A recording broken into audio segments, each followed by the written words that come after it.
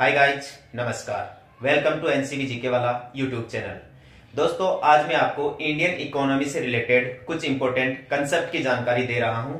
ध्यान रखना, ये दोनों कंसेप्ट एग्जाम की दृष्टि से काफी ज्यादा इंपॉर्टेंट है। एक तो आप ध्यान रखना कि ये पर कैपिटल इनकम क्या होती है, यानी प्रति व्यक्ति आय क्या होती है। देखो, पर कैपिटल इनकम निकालने का जो फैक्टर होता है, जो सूत्र होता है, वो इस प्रकार से होता है। अपने देश की जो नेशनल इनकम होती है, यानी जो राष्ट्रीय आय होती है, इस राष्ट्रीय आय में यदि आप देश की टोटल पॉपुलेशन का डिवाइड करते हैं या भाग देते हैं तो अपने सामने होती है पर कैपिटल इनकम। तो पर कैपिटल इनकम निकालने का सूत्र हुआ राष्ट्रीय आय बटा देश की कुल जनसंख्या। ये क्लियर है भाई? ठीक है। अब अपने सामने एक कंसेप्ट यहां से भी निकल के आता है कि नेशनल इनकम क्या होती है। देखो, नेशनल इनकम के लिए अपने को चाहिए एक फाइनेंशियल ईयर, यानी अपने भारत का एक वित्तीय वर्ष। वित्तीय वर्ष कब से कब तक माना जाता है? तो ध्यान रखना, 1 अप्रैल से लेकर 31 मार्च तक की जो अवधि होती है उसे भारत में एक वित्तीय वर्ष माना जाता है या एक फाइनेंशियल ईयर माना जाता है। तो एक वित्तीय वर्ष में भारत के निवासियों के द्वारा उत्पादित की जाने वाली कुल कारक आय के मूल्य का जो योग होता है उसी को कहा जाता है भाई नेशनल इनकम या राष्ट्रीय आय। अब तुम्हारे सामने एक चीज ये समझ में आ रही है कि कारक क्या होता है। कारक का मतलब होता है, देखो इंग्लिश में इसे फैक्टर कहा जाता है, ठीक है।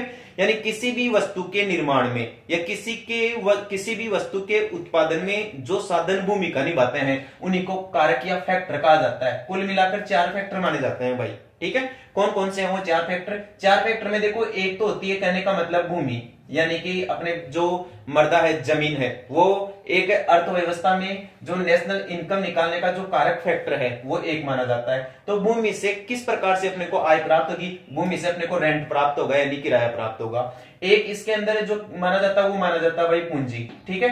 पूंजी से क्या फायदा होता है? तो पूंजी से भाई अपने पास में मतलब इंटरेस्ट आता है, यानी ब्याज आता है, ठीक है। एक होती है इसके अंदर उद्यमिता। उद्यमिता क्या होता है? देखो, उद्यमिता से जो काम होता है वो प्रॉफिट होती है, यानी लाभ होती है, यानी कार्य को सुधारने की जो कुशलता होती है तकनीकी के माध्यम से या कौशलात्मक जो विकास होता है उत्पादन के साधनों में, उसी को उद्यमिता के नाम से जाना जाता है। तो एक तो भूमि है, एक पूंजी है, एक उत्पादन है, और ध्यान रखना एक है श्रम। तो श्रम से क्या निकलते आते हैं? श्रम से किस प्रकार की आय प्राप्त होती है? भाई मजदूरी प्राप्त होती है। तो ये जो भूमि से किराया, पूंजी से ब्याज, उद्यमिता से लाभ और श्रम से मजदूरी, इन चारों से जो आय प्राप्त होती है ना, तो इस चारों की टोटल आय के योग को ही क्या कहा जाता है भाई? नेशनल इनकम कहा जाता है या राष्ट्रीय आय कहा जाता है। क्या आपके ये पर कैपिटल इनकम और जो नेशनल इनकम है इसके कंसेप्ट समझ में आए? ठीक है। तो दोस्तों, इसी के साथ मैं आपको 2 और महत्वपूर्ण जानकारी दे देता हूं। आपसे पूछा जाए कि पर कैपिटल इनकम भारत में या विश्व में किस प्रकार की अर्थव्यवस्था का हिस्सा माना जाता है? तो ध्यान रखना, पर कैपिटल इनकम एक छोटे स्तर की अर्थव्यवस्था का अध्ययन है, और जो नेशनल इनकम है या राष्ट्रीय आय है वह एक बड़े स्तर की अर्थव्यवस्था का अध्ययन है।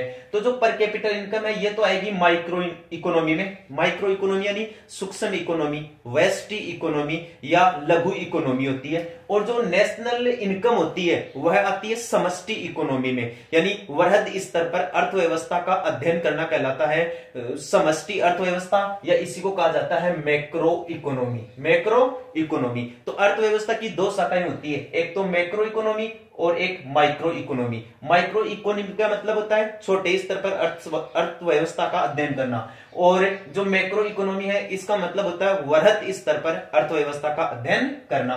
पर कैपिटल इनकम एक प्रकार की माइक्रो इकोनॉमी है, और जो नेशनल इनकम है वो एक प्रकार की मैक्रो इकोनॉमी है। ध्यान रखना, जो माइक्रो इकोनॉमी है इसका जनक जॉन मार्शल को माना जाता है, जो एक ब्रिटिश अर्थशास्त्री थे। और जो ये मैक्रो इकोनॉमी है या जो समष्टि इकोनॉमी है इसका जनक माना जाता है जॉन मेनार्ड कीन्स को, जो भी एक ब्रिटिश अर्थशास्त्री या अंग्रेज अर्थशास्त्री माने जाते हैं। दोस्तों, उम्मीद करता हूं कि आपको ये कंसेप्ट ठीक तरीके से समझ में आए होंगे। यदि आप और भी ऐसे नए कंसेप्ट जानना चाहते हैं तो अपने YouTube चैनल को सब्सक्राइब कर लें, इस वीडियो को लाइक करें, अपना कमेंट करें और वीडियो को ज्यादा से ज्यादा शेयर करें। लास्ट में मैं आपके लिए एक महत्वपूर्ण क्वेश्चन रखता हूं। आपसे यदि पूछ लिया जाए कि जो समाजवादी अर्थव्यवस्था है यानी सोशियोलॉजिस्टिक जो इकोनॉमी है उसका जो जनक है वो कार्ल मार्क्स को माना जाता है, तो कार्ल मार्क्स की प्रसिद्ध पुस्तक का नाम आप कमेंट में लिखकर बताएंगे।